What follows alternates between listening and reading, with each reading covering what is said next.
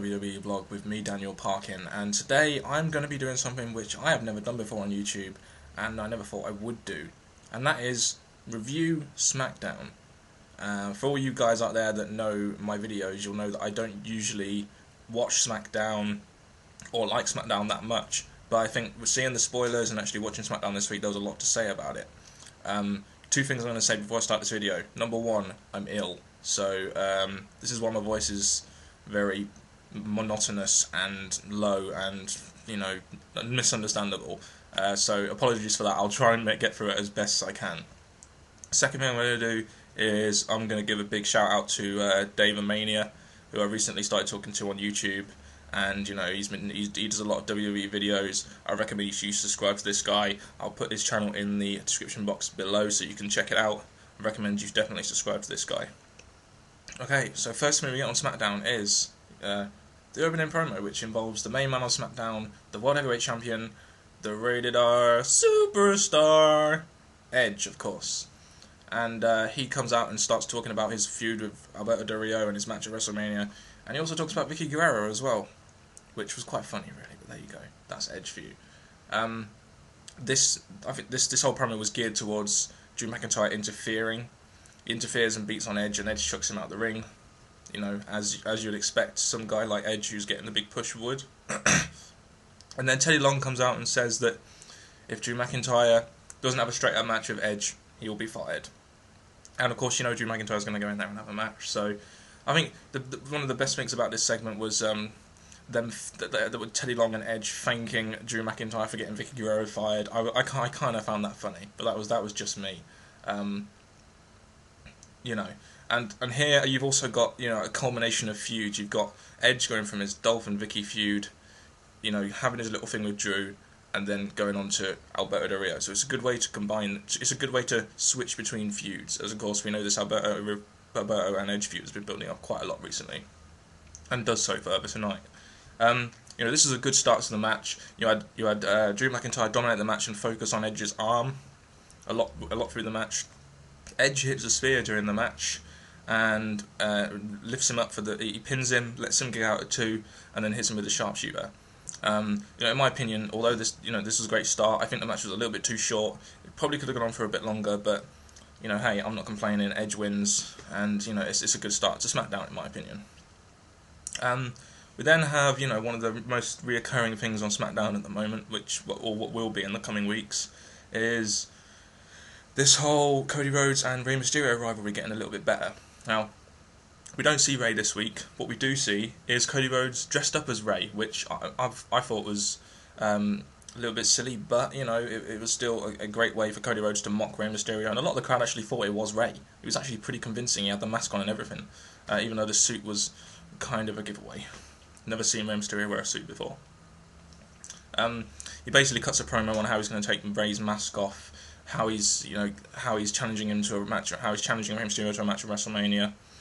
You know, it's just more general Cody Rhodes and Rey Mysterio build-up, which I think will be great for WrestleMania. As you know from previous videos that I've done, I think this could be a great match and a great way to put Cody Rhodes over.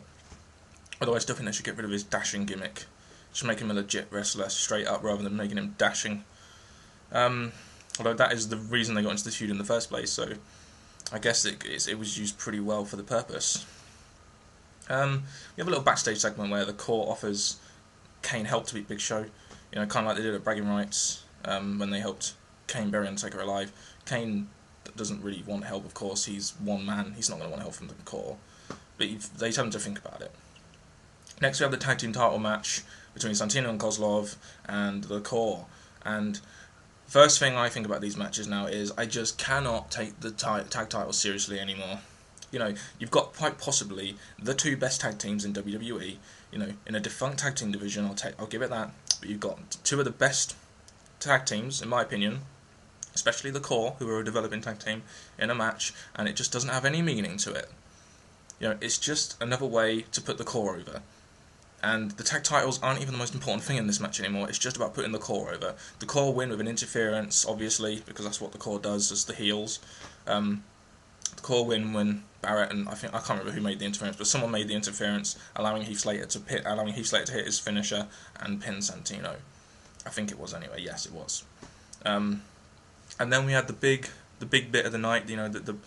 Right on the hour, we had the Undertaker coming for his return. Now this was hyped up a lot.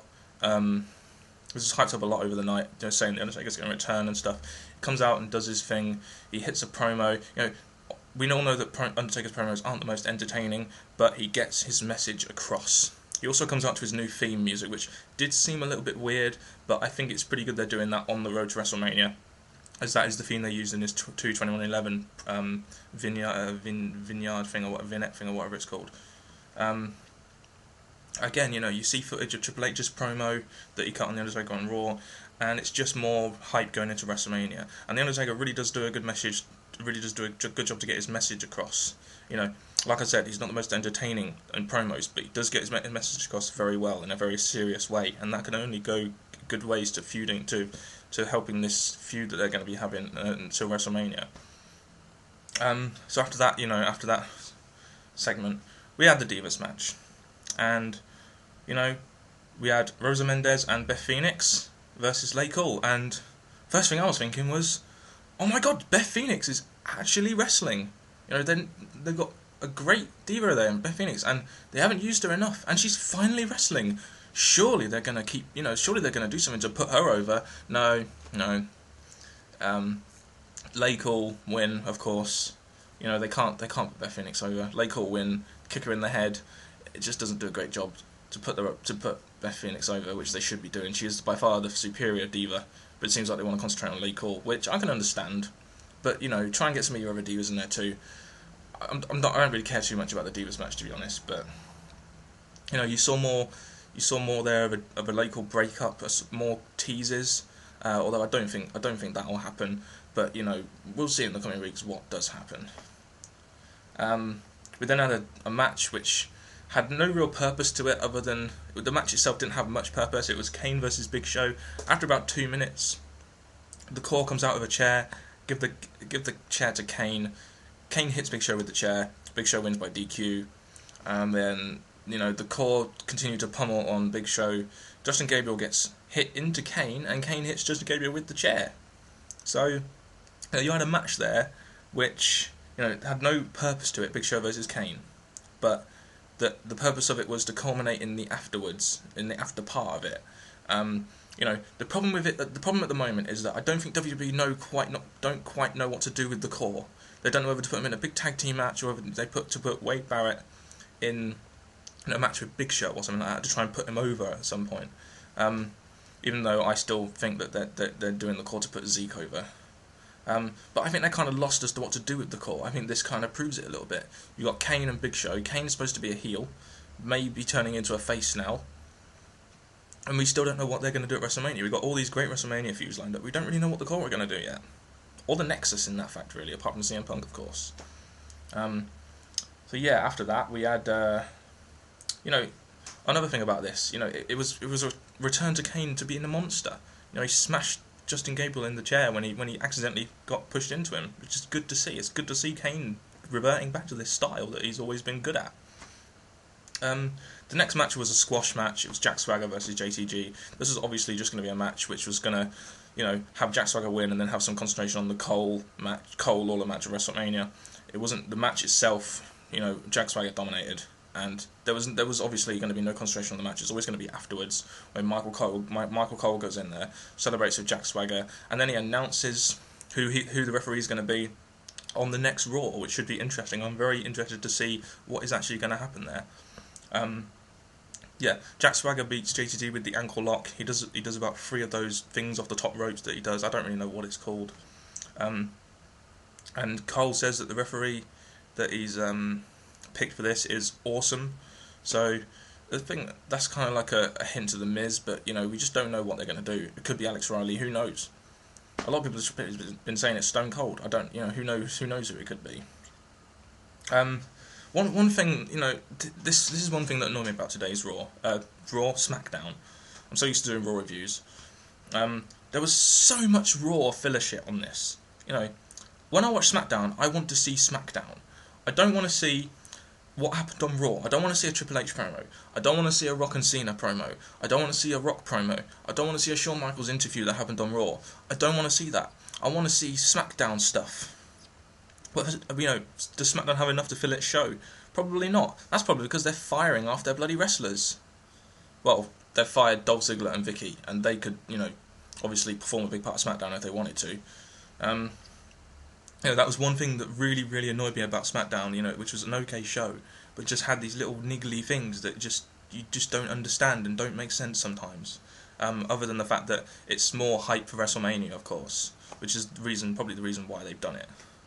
At least they're not doing From the Vault anymore, which is, last time I watched SmackDown was one of the things they had on it. I don't know why. Okay, so then we get to the main event, if you could call it a main event, which is a contract signing between Edge and Alberto Del Rio. Now, we already know these two are in a rivalry, and they come, you know, and the fact they're having a contract signing, we all know this is a great segment to fuel a rivalry. Contract signing, and usually they attack at the end, and that usually does something for the rivalry. You had Edge interrupting the Mexican national anthem. Guessing that would offend Del Rio in some way. I don't know. They then signed the contract in, you know, its standard fashion, and then Edge says, "You know that promise that I kept to you? You know the promise I said Teddy Long that I wouldn't attack, that I wouldn't cause chaos?" Well, and Teddy Long runs out the ring like a little wussy, and Edge proceeds to beat on Alberto Del Rio. You know, it's just great to see. It's, you know, it's really culminating this rivalry now, and it's really, and the fact that, you know, that they didn't just make Edge dominate, the fact that they made Alberto Del Rio come back and, you know, get Edge, you know, is really doing well to make him a legit, you know, a legit challenger, which is good because they need to do this. It's something that they haven't really done with the John Cena Miz rivalry, I think. So yeah, Del Rio gets the upper hand, continues to beat on Edge, and the best part of the night comes when Christian comes out and returns. We saw earlier that he was going to return next week, but he made an early return to help Edge out, his kayfabe brother. Christian comes out and takes Alberto Del Rio, which is great to see again. And we all know, I don't think this definitely won't lead to Christian being in the main event, but it might lead him to have some sort of bearing in the main event, and maybe something after, which I might go on and talk about in another video because I have some separate thoughts on that. So yeah, you know, overall SmackDown was okay. You know, there was a lot of build up to WrestleMania there, which was good. It was kind of like Raw in the fact that there was a lot of promos, and the matches themselves didn't have, a lot of the matches had no point other than the aftermath of it, which would hype something up. But there was a couple of decent matches in there. You had the tag titles defended. I know I don't care about it, but it's still a championship match. And you know, I mean, overall, like I said, this is an okay show. Again, it's done great to hype WrestleMania.